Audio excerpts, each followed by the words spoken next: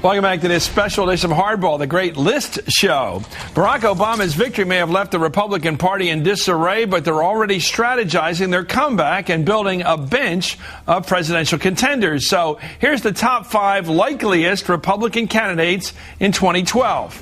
Number 5, Louisiana Governor Bobby Jindal. He's a rising star in the Republican Party, but he recently said he's not interested in the job. Number 4, Florida Governor Charlie Crist. He was vying to be McCain's running mate and just recently got married. Number 3, Mike Huckabee, former governor of Arkansas, ordained Southern Baptist minister and bass player. He won 8 Republican primaries this year and gave McCain a run for his money. Number 2, Mitt Romney, former governor of Massachusetts with a strong business resume. If the economy continues to tank, will he look good to voters? And the number 1 likeliest Republican presidential candidate to take on Obama in 2012, Sarah Palin. She scores well with evangelicals, but can she convince national security Republicans and fiscal conservatives that she has the chops for the highest office in the land? Let's return to our panel, Newsweek's Howard Fineman, MSNBC political analyst Michelle Bernard and Pat Buchanan, and Katrina vanden Heuvel of The Nation magazine. I got to start with you, Pat. Likeliest, this is so early, likeliest challenger to Barack Obama should he run for re-election in 2012? I think the best position now, Chris, is clearly Sarah Palin. She's got enormous star power. She will crowd out a lot of folks on the conservative side. The problem is she electable as President of the United States? She was badly hurt in terms of her knowledge, ability to govern, and all the rest.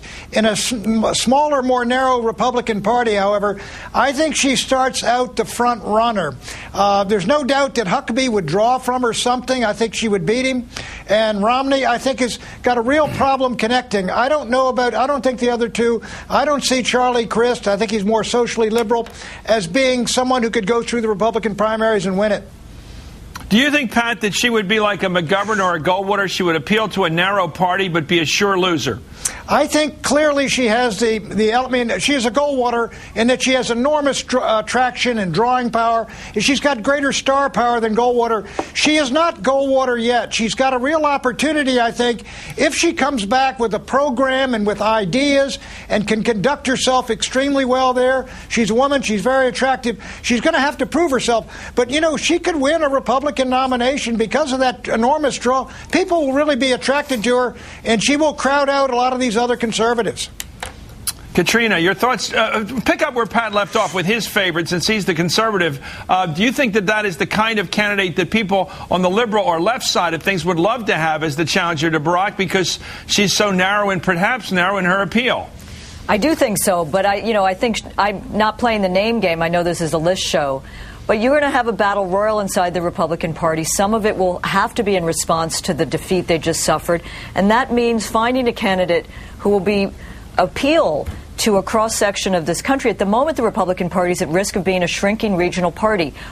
Who can speak to the changing face of America?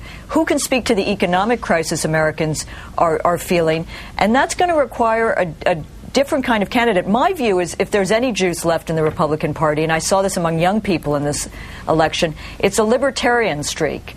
Pat may laugh, but someone like Ron Paul, who's not Ron Paul, but someone who's speaking to that strand in American character and thought with some sense of the Uncle Sam wing of the Republican Party, a Pawlenty who understands the concerns of working Americans. Sarah Palin's a marginalizing figure, a polarizing figure, and I think Americans are not into that and won't be after 4 years, however difficult, of a Barack Obama administration. Okay, the trouble with that is, Howard, that in both cases, in 1960 and 1976, when Republicans lost with middle-of-the-roaders like Nixon running and with Jerry Ford running in 76, their reaction was to go to a true conservative, Barry Goldwater, in 64, and to go to Ronald Reagan in 80. The instinct of the Republican Party, when cornered, is to go with your beliefs, not go with the kind of logical empiricism that we just heard from Katrina.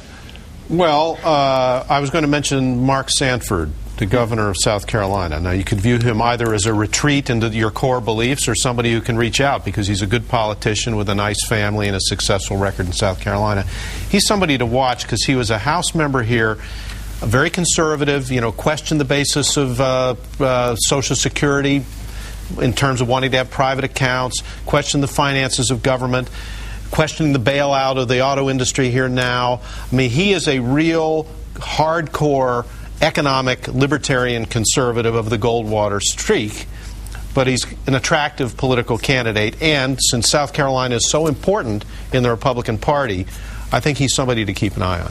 I just want to add, I've got a dark horse. I don't really like this list. I like Mark Sanford, but somebody whose name you don't hear out there often, but I think is a real dynamo and could be the future of the Republican Party, is Paul Ryan. Young member of Congress out of Wisconsin. He's young. He's smart. He is a traditional fiscal conservative. He's not crazy. He's not scary. Has he got the bug for high office? I don't know if he has the bug, but he might be able to be recruited for high office. I like it. And he can reach out. He can reach out to people in the center, to people on the left, and people on the right. Paul Ryan, I'm recruiting you. Pat, do you have a response to this new name on the list?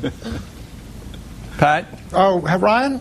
My view is, look, he's a congressman. He's going to be unknown. You put him in an Iowa caucuses with Sarah Palin, who's got this enormous star power, and she'll roll right over him. I'll tell you what, Chris, though, the Republicans have a golden opportunity up there in the Hill. They're in opposition to bring forward people in the Senate and the House who will be drawn on national television, on all the shows, opposite Democrats, to really create themselves as a national figure.